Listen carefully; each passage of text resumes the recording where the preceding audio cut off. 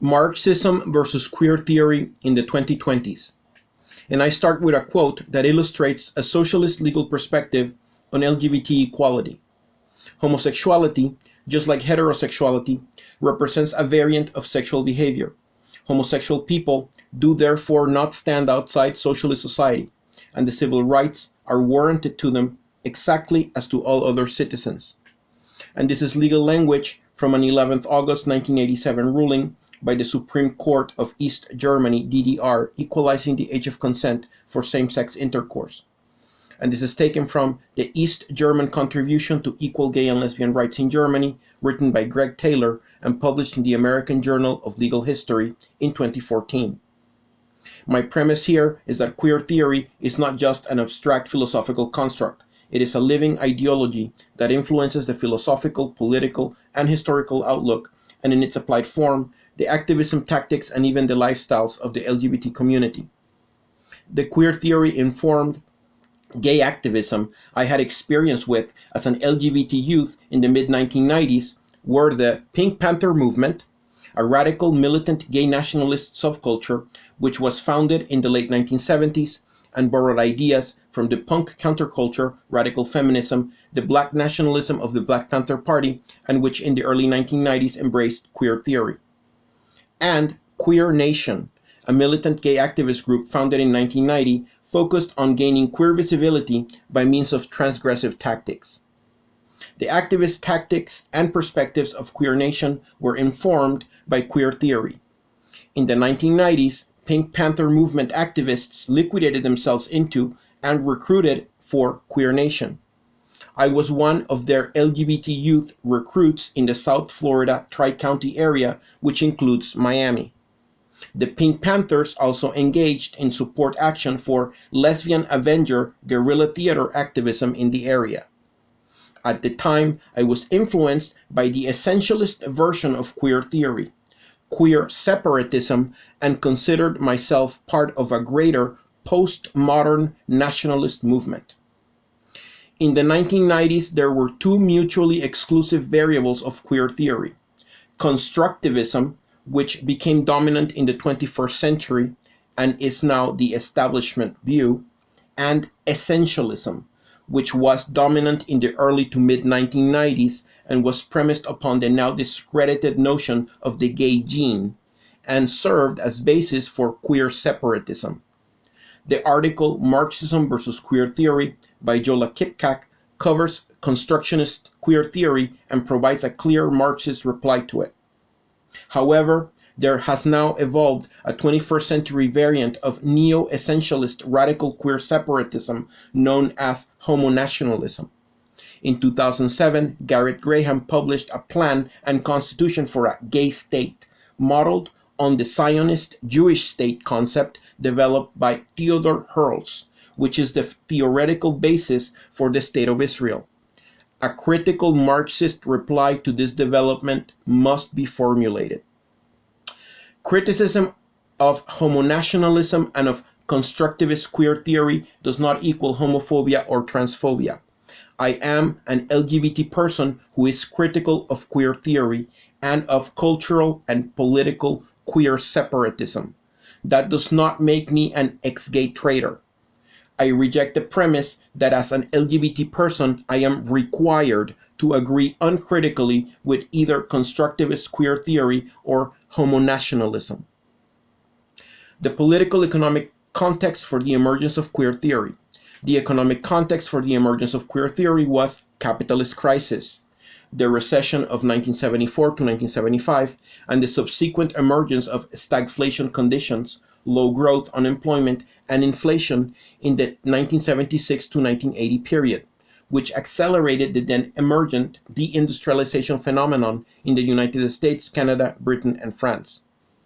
The political context for the emergence of queer theory was the end of the late 1960s and early 1970s class struggle upsurge. Before 1968, the left did not advocate worker-led class struggle. The fashionable theories before 1968 were Maoist peasant anti-colonialism, which saw China as a model, and the Guevarista guerrilla road, which saw Cuba as a model. There was an upsurge of militant class struggle in the 1968 to 1973 period, such as the Alliance of Students and Workers, which appeared in France in May of 1968. There was also the mass anti-war movement in opposition to the imperialist aggression in Vietnam, and this movement became radicalized after the Viet Cong North Vietnamese Army Tet Offensive launched on January the 30th, 1968.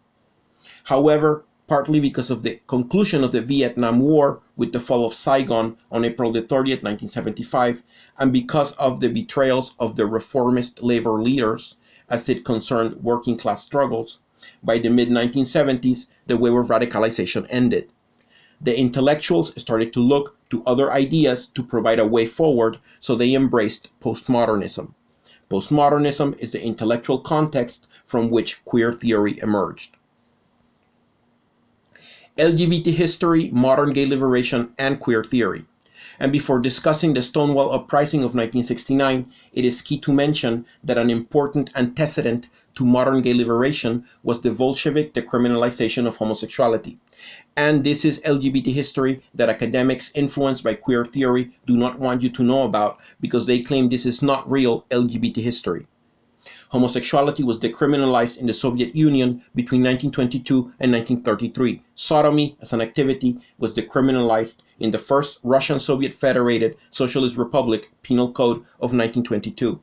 The Stalin regime recriminalized homosexuality in 1933 and 34. Soviet decriminalization of homosexuality meant the specific decriminalization of male same-sex activity. Female same-sex relations had never been criminalized. For 10 years, Soviet gays and lesbians were liberated on the foundation of collectivized property forms. This was an actual material reality.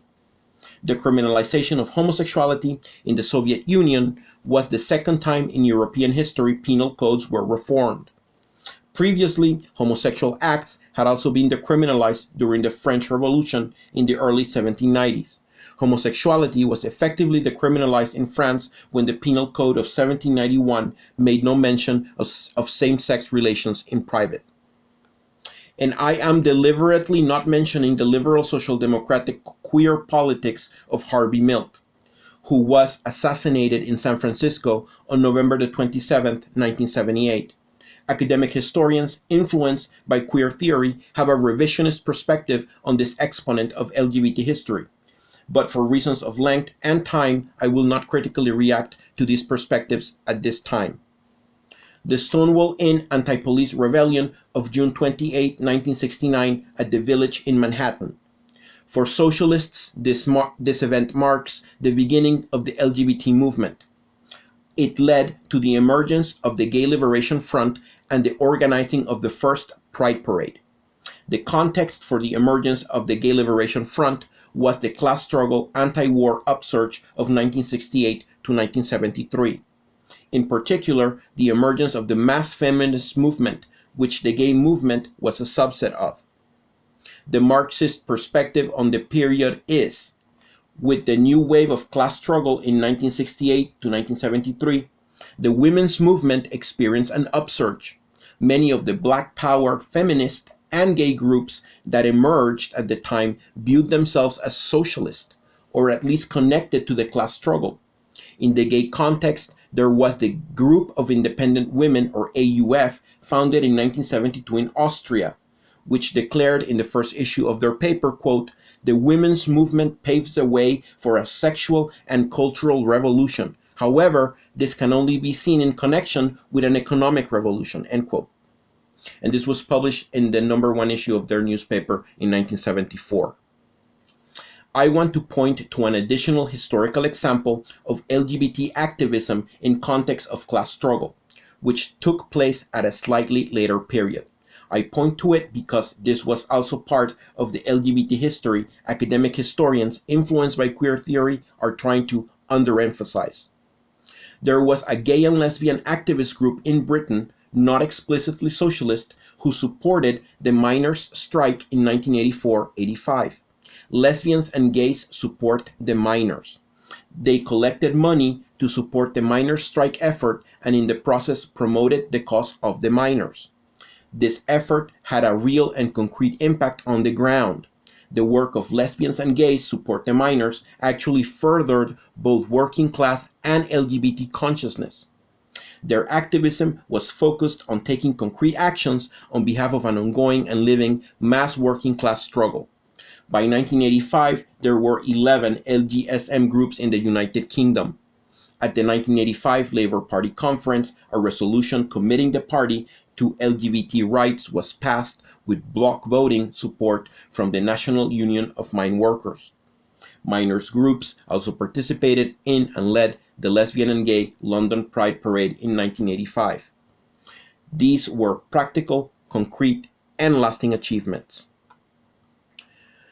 The current queer theory influenced attempt at the revision of the history of the late 1970s and early 1980s as it concerns LGBT people. In the following, I am attempting to illustrate the difference between the Marxist materialist approach to political history and the queer theory idealist approach. These are different in that Marxists define the political in precise terms contextualized by categories, while in queer theory, the political is personal and there is no difference between the political and parapolitical. The parapolitical concerns non-political phenomena that have political effects. The late 1970s and early 1980s are the period in Western history from which queer theory emerged. The queer theory influenced revisionist version of LGBT history in this time period is now dominant in academia. There is an attempt now, started in the early 2010s, to redesign LGBT history to make it conform to postmodern premises and concepts. Academic queer theorists today suggest that the postmodern gay identity was incubated in context of the disco fever of 1974 to 1979. The disco fever was a global dance fad that became a mass popular culture phenomenon in the late 1970s. The postmodern academics involved in this effort imply that the emergence of the gay liberation movement after the Stonewall Revolt in June 1969 was not the point of origin for modern queer politics.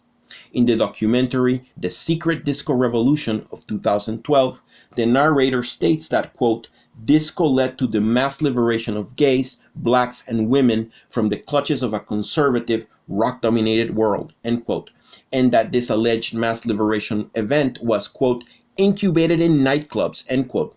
So according to this revisionist postmodern history, the mass liberation of blacks, women, and gays came out of the disco nightclubs and not as a result of anti-police uprisings, bus boycotts, lunch counter sit-ins, street demonstrations, or workplace strikes. This is a deliberate falsification of the history of the civil rights movements. The documentary showcases the 2010 book, Hot Stuff, Disco and the Remaking of American Culture by Alice Eccles, a professor of American Studies and History at Rutgers University and a former disco DJ. Giving credence to the notion that liberation was incubated in nightclubs, Hot Stuff posits that the emergence of gay liberation really takes place in 1967, when the newly opened Stonewall Inn became the only gay bar in Manhattan that allowed same-sex couples to dance freely. So, in the revisionist queer theory influence history, the opening of the Stonewall Inn in 1967 replaces the Stonewall anti-police revolt of 1969 as the catalyst for gay liberation. In the documentary, Eccles theorizes that disco emerged, quote, out of the context of economic downturn, deindustrialization, resurgent feminism, and affirmative action, end quote, and that disco was an explicit reaction against the, quote, tired cliches of the freedom rock, black protest music popular during the 1968-1973 class struggle and anti-war upsurge. Alice Eccles further claims that the 1975 song Love to Love You Baby by Donna Summer, which inaugurates the mass commercial phase of disco, was, quote, political, because it expresses a critique of what she calls 3-minute sex and, quote, the liberating power of the female orgasm, end quote. The hypothetical experience of the female orgasm in context of a disco setting here is equated with political liberation. The premise that the personal is political is here taken to an extreme. The terms politics and political have been radically redefined by queer theory and radical feminism in recent years.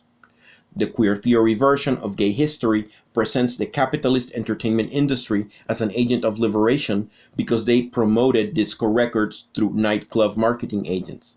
That, quote, as the disco records moved, so did the message of liberation, end quote. In fact, disco was not political. Disco was a commercial enterprise of the Western capitalist entertainment industry, pioneering postmodern marketing techniques and based on the co-option of an existing underground subculture aimed at restoring profitability for the industry in context of late 1970s economic downturn. The premise of postmodern marketing techniques today, pioneered in the late 1970s, is that, quote, branding defines culture. This principle was applied by the Western capitalist entertainment industry producers in the late 1970s with great success in their efforts to create a mass consumption brand that would restore profitability in context of stagflation conditions. The disco industry was worth $4 billion in 1978. The queer theory version of the post-disco backlash. In mid-1979, anti-disco sentiment became widespread in the United States. Disco was criticized rightfully as mindless, consumerist, overproduced, and escapist. The slogans "Disco sucks" and "Dead to Disco" became common. July 12, 1979 became known as the day disco died because of the Disco Demolition Night, an anti-disco demonstration in Chicago where disco records were burned. Queer theory academics today equate this event to a Nazi book-burning episode, suggesting that any criticism of political disco is akin to neo-Nazism. Furthermore, current radfem and queer theory agitprop suggests, in an effort to establish the revisionist narrative of political disco as fact, that both Disco Sucks and the late 1970s punk movement promoted homophobia. While it was true that the Disco Sucks movement of 1979 to 1980 expressed overt racist and homophobic attitudes and coded language, and that it had parapolitical affinities to the Reagan presidential campaign of 1980, the punk rock movement, on the other hand, was not the same. In fact, the punk critique of disco was legitimate, that disco is commercial, so they created a type of anti-disco rock music and underground scene in 1977 in reaction to it. When people in the punk scene said, "hang the DJ," they did not mean homophobia or racism, they meant a crude anarchist critique of the commercialism of disco. The queer theory historical revisionist attempt to conflate Disco Sucks with the punk movement is both dishonest and inaccurate. Queer theory and identity politics replaced socialist politics as the liberation reference point for the LGBT community in the 1980s. Single-issue efforts such as ACT UP took over, so-called new social movements expressing new language. This development was aggravated by adaptation to the right-wing mood of the Reagan-Thatcher era and the influence of the neoconservative gay movement.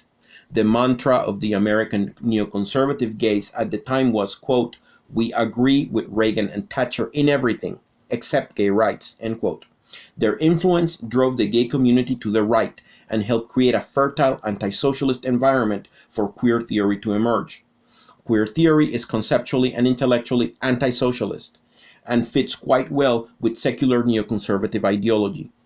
The defeat of the miners' strike in Britain in 1984-85 by the Thatcher government, and before that of the 1981 PATCO, Professional Air Traffic Controllers Organization strike, where Reagan fired 11,000 striking air traffic controllers on August 5, 1981, seemed to discredit class struggle approaches.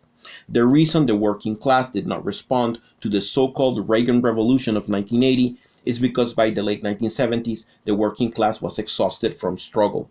The 1968 to 1973 upsurge of class struggle was spent. This is the ultimate and main reason why identity politics and queer theory emerged as dominant. Socialist politics were seen as out of touch in the early 1980s.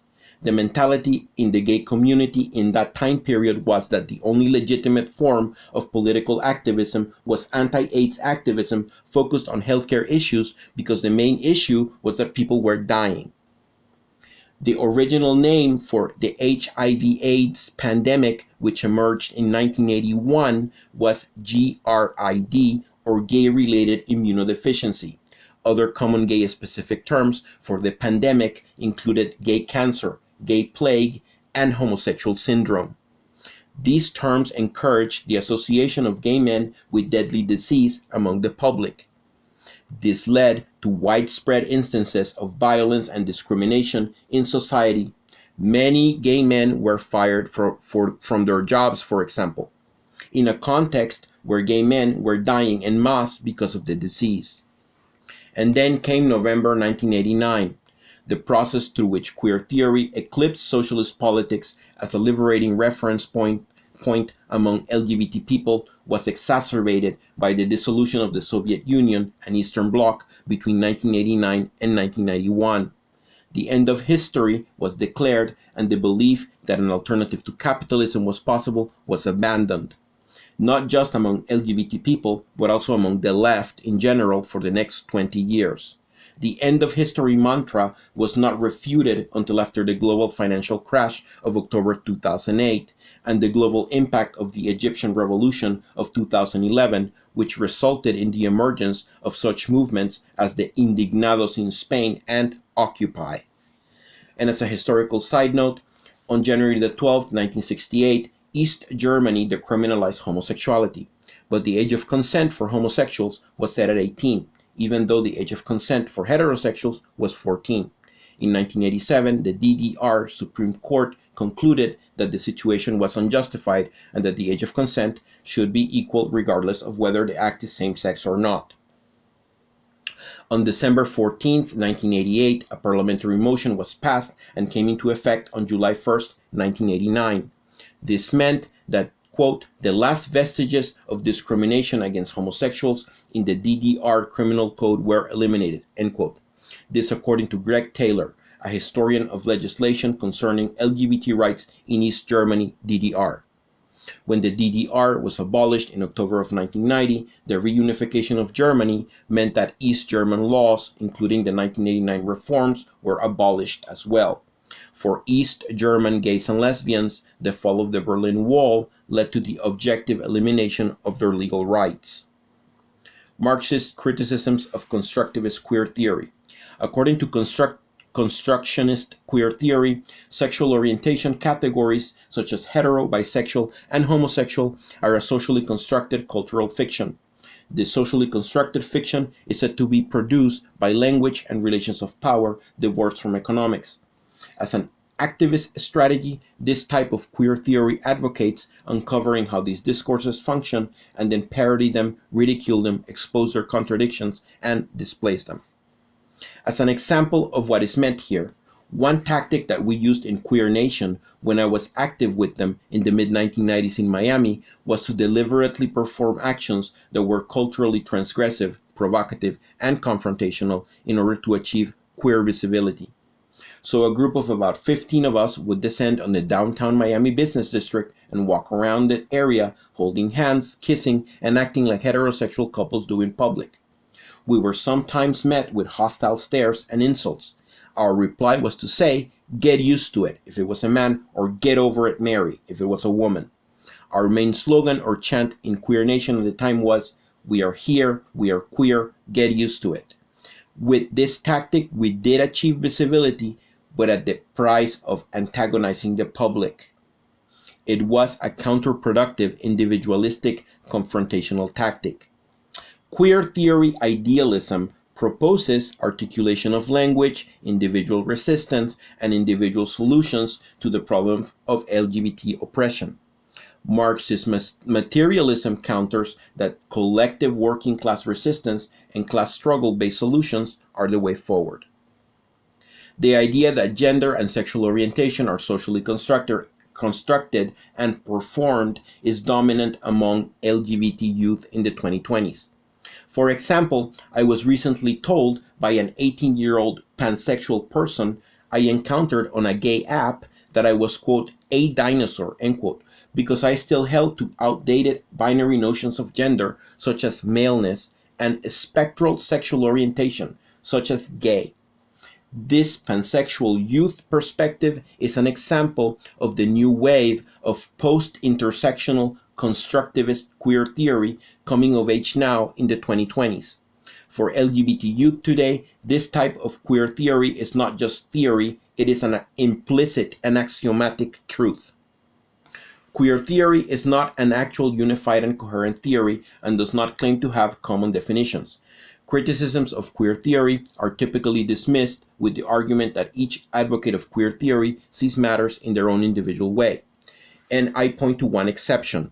If one criticizes the idea of political disco, all advocates of queer theory tend to agree that one is a homophobic and racist disco hater, in the same manner a Zionist accuses a critic of Israel of anti-Semitism.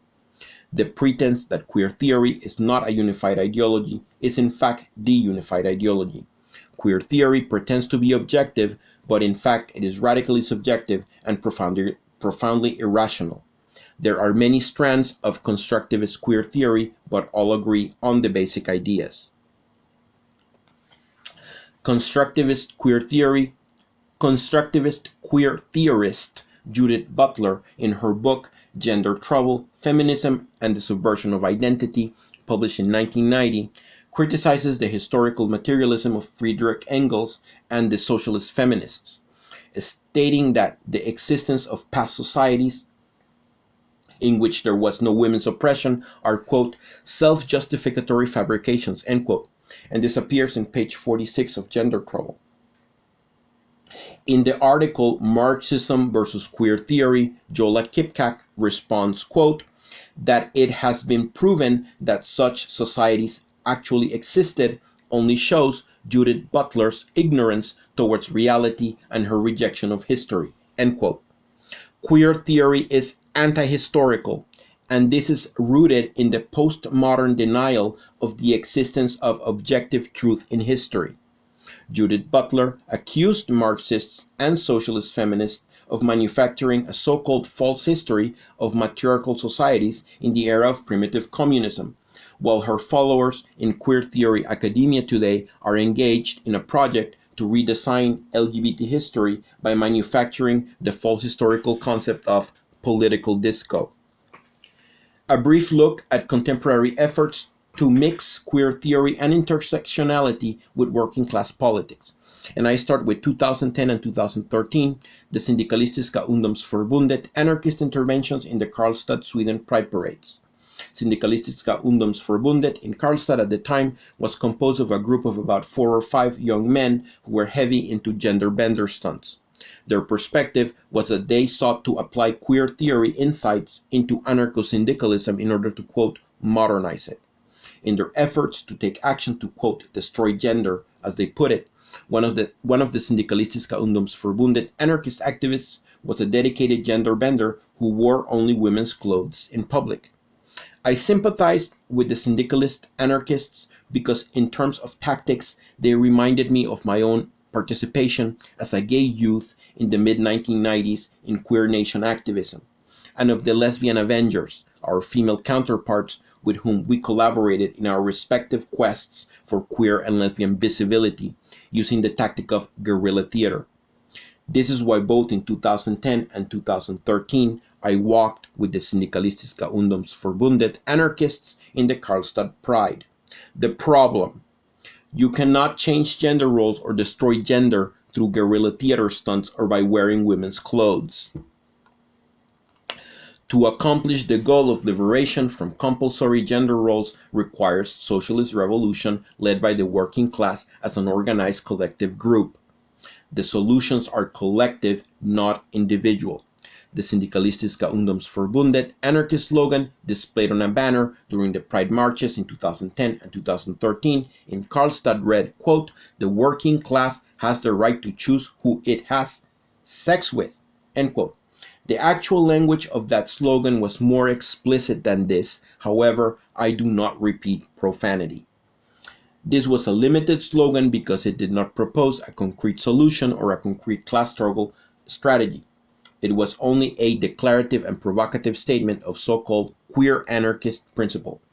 The Syndikalistiska Ungdomsförbundet anarchist interventions in the Karlstad Pride parades in 2010 and 2013, like those of queer nation and lesbian Avengers in the Miami of the mid-1990s, were idealistic and purely symbolic.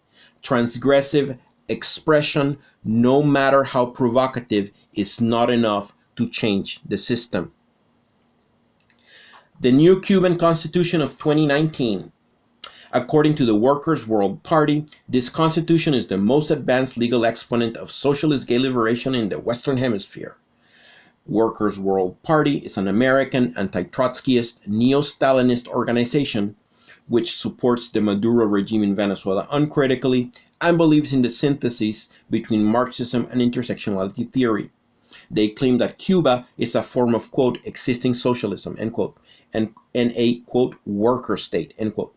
The new Cuban Constitution: 1. It decriminalizes homosexuality. 2. It prohibits discrimination on the basis of sexual orientation and gender identity. And 3. It defines marriage as, quote, a union of two persons, end quote. It legally decouples gender from marriage.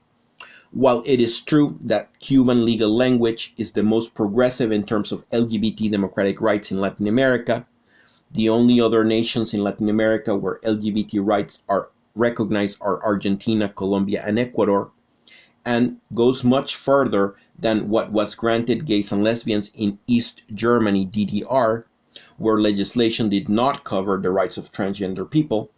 Legislation alone does not abolish the economic necessity for the family system, which would be the material basis for LGBT liberation.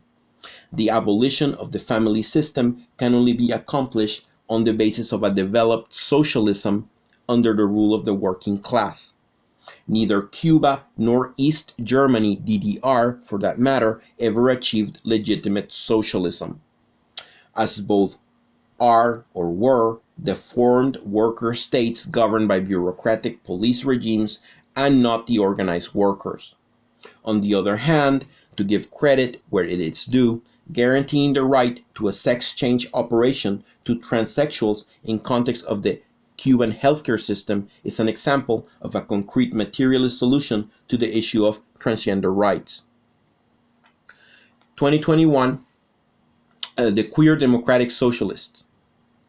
And this is the Democratic Socialists of America LGBT focus group. And in their Facebook page, they state, quote, politics are and always will be personal. When we forget that, those financially invested in owning our system win, end quote. The 2013 QDSA position document further states, quote, DSA calls for the legalization of same-sex marriages in all the states and territories of the United States, the enactment of anti-discrimination laws in housing, jobs, education, and healthcare, and the repeal of state sodomy laws and anti-lesbian and gay restrictions, end quote. The philosophy that politics are always personal assumes that individual resistance and solutions are enough to solve the problems of LGBT oppression. And this is the cardinal big lie of liberal identity politics. Only collective political action on the basis of class struggle by the organized working class can eliminate the forms of oppression created by capitalism. The Marxist position is clear. The choice between idealism and materialism cannot be evaded.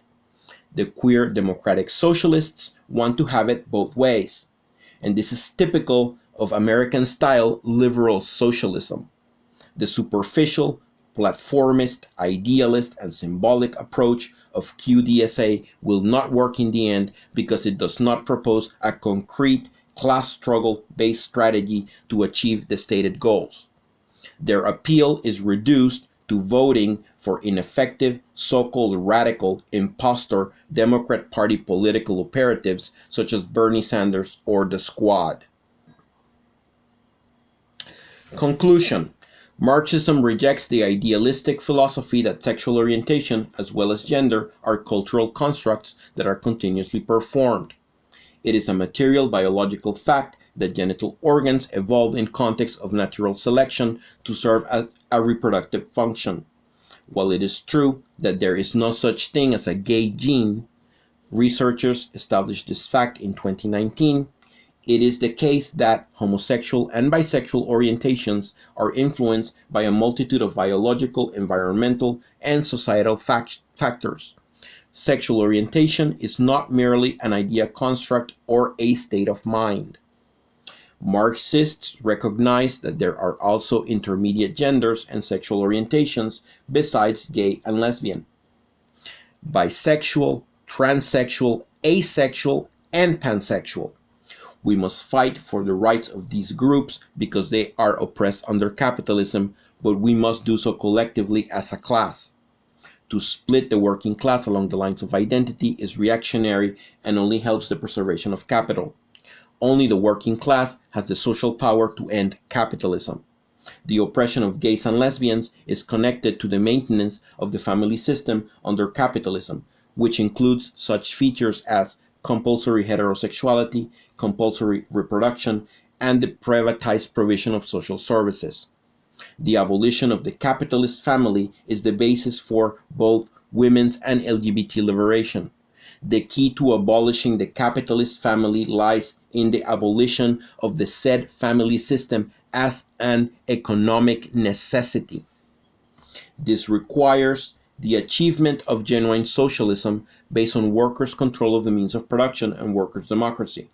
The achievement of socialism requires workers' revolution, and workers' revolution requires Marxism. And two brief final international Marxist tendency references. One, in the article Marxism versus Queer Theory by Jola Kipkak from the Austrian IMT section, published in 2019, and from which I quoted the Marxist viewpoint on queer theory. It is stated that, quote, Lenin's excellent work, Materialism and Imperial Criticism, reads like a specific rebuttal of queer theory, end quote. I have not read the whole book yet, but the section where Lenin discusses whether there is objective truth or not is interesting. And two, the notion of culture war is a postmodern, reformist, idealist substitute for class war. And here I want to highlight the talk by Joe Attard on the British IMT YouTube channel called Culture War or Class War. He explains that the attempt to use the concept of culture war to substitute for and erase the concept of class war is part of a reformist, postmodern effort to impose criteria developed from the perspective of liberal identity politics to erase Marxism. This process is similar to the current effort by queer theory academics at the construction of the false historical narrative of political disco. Culture war talk is anti-Marxist. The Marxist viewpoint is that the concept of culture war is related to, quote, the emergence of radical feminist theories that portray class struggle as secondary to the so-called cultural struggle against patriarchy and homophobia, or that deny the existence of class struggle or the working class altogether, end quote. I mention culture war because in context of queer nation and lesbian avenger activism in the mid-1990s in Miami, we were very much invested in the concept. And as a final disclaimer, I want to state that I am not a disco hater. I like to listen to disco music, but one thing is to listen to disco music and quite another to adopt the concept of political disco, which is at odds with Marxist politics. Thank you.